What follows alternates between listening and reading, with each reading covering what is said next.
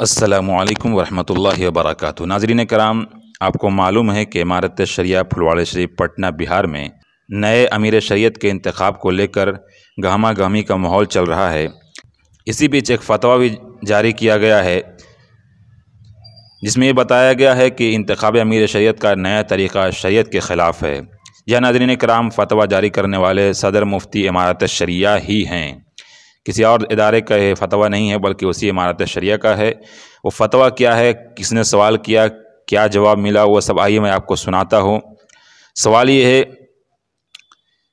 کیا فرماتے ہیں علماء دین شرع متین مسئلہ ذیل کے بارے میں کہ امارت شریعہ بہار، اڑیسہ اور جھارکھنڈ کا باضابطہ ایک دستور ہے جس میں امیر شریعت کے اوصاف مرقوم ہیں اور طریقہ انتخاب بھی منضبط ہے، جس میں اوصاف امیر شریعت اور شرائط امیر کو واضح طور پر بیان کر دیا گیا ہے۔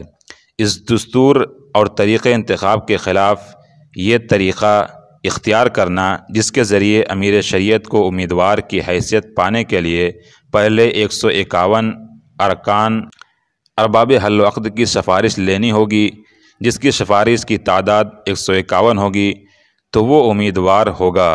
پھر ایک متعین تاریخ پر 15 مراکز پر ارباب حل عقد ووٹنگ کریں گے۔ پھر ووٹنگ کی گنتی کے بعد جس کو اکثریت حاصل ہوگی وہ امیر شریعت ہوگا۔ اب سوال یہ ہے کہ کیا یہ طریقہ درست ہے جس میں امیر شریعت بننے کے لیے خود کو انتخاب سے پہلے ہی ارباب حل و عقد کے سامنے التجا کرنی ہوگی کہ میں امیر شریعت کا امیدوار ہوں، آپ میری سفارش کر دیں، تو کیا اس کو عہد و منصب کی طلب کہا جائے گا یا نہیں، جس کی ممانعت حدیث میں کی گئی ہے؟ اس کے ضمن میں یہ فعل ہوگا یا نہیں ہوگا؟ اسی طرح منتخب ہونے والے امیر شریعت ہوں گے یا نہیں ہوں گے؟ نمبر 2، امارت شریعہ کی حیثیت کیا ہے؟ دیگر اداروں کی طرح محض ایک ادارہ ہے یا خاصہ شرعی اور دینی ادارہ ہے؟ نمبر 3، اس کے سربراہ اور ذمہ دار جیسے باضابطہ امیر شریعت کہا جاتا ہے، محض ادارہ کا سربراہ ہے یا اس کی حیثیت ایسے امیر شریعت کی ہوگی جس کی اطاعت و فرمانبرداری قرآن و حدیث میں حکم دیا گیا ہے؟ نمبر 4، دستور امارت شریعہ میں امیر کے لیے جو اوصاف متعین ہیں کیا وہ شرعاً صحیح ہیں؟ اگر وہ صحیح ہیں تو ان اوصاف کے خلاف دوسرے فرد کو منتخب کرنا صحیح ہوگا یا نہیں ہوگا؟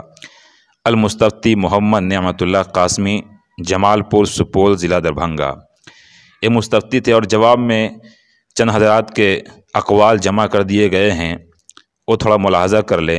الجواب بتوفیق اللہ تعالی، امارت شریعہ قرآن حدیث کی بنیاد پر قائم ایک خالص شرعی ادارہ ہے جس کا مقصد نبوی طریقہ پر شرعی نظام کا قیام ہے۔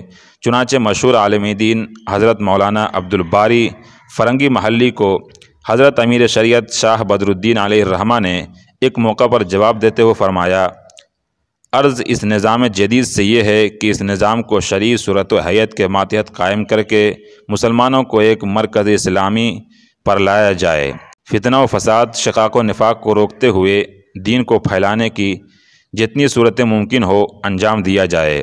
بیعت اطاعت کے بعد بھی کام پیش نظر ہے کہ نظام شرعی منہاج نبوت کے ماتحت پر کیا جائے اور شرعی زندگی حاصل کی جائے۔ بانی امارت شریعہ مفکر اسلام حضرت مولانا ابو المحاسن محمد سجاد علیہ الرحمہ فرماتے ہیں، آئین اسلام کی روح سے ظاہر ہے کہ امارت شریعہ کا وجود نہ کوئی سیاسی چیز ہے اور نہ وقتی مسئلہ ہے، بلکہ ایک خالص مذہبی اصول اور شرعی حکم کے ماتحت مسلمانوں کی زندگی کے لیے لازمی چیز ہے۔ نائب امیر شریعت مشہور عالم دین حضرت مولانا عبدالصمد رحمانی صاحب فرماتے ہیں کہ امارت شریعہ کا مقصد مسلمانوں کی صحیح مذہبی تنظیم اور اسلامی زندگی کی دستواری اور اسلامی حقوق کی نگہداشت ہے، اسلامی اصول و فروغ اور اس کے احکام کو بروئے کار لانے اور بقدر وسعت اس کی اجرا و تنفیذ کے موقع پیش کرنا ہے۔ حضرت مولانا منگیری علیہ الرحمہ فرماتے ہیں کہ امارت شریعہ کا خاص مقصد مسلمانوں کو شریعت اسلامیہ سے آگاہ کرنا اور اسلام کی عملی زندگی کی روح پھونکنا ہے۔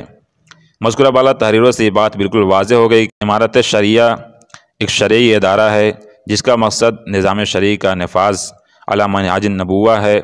اس لیے انتخاب امیر شریعت کے لیے 151 ارباب حل و عقد کی سفارش کے ساتھ نامنیشن اور الیکشن کا جو یہ مذکورہ والا طریقہ اور ضابطہ اختیار کیا گیا ہے یہ قطعی غیر اسلامی ہے، غیر دستوری ہے، اسوہ خلفائے راشدین کے رہنما اصول اور روایات امارت شریعہ کے بالکل خلاف ہے۔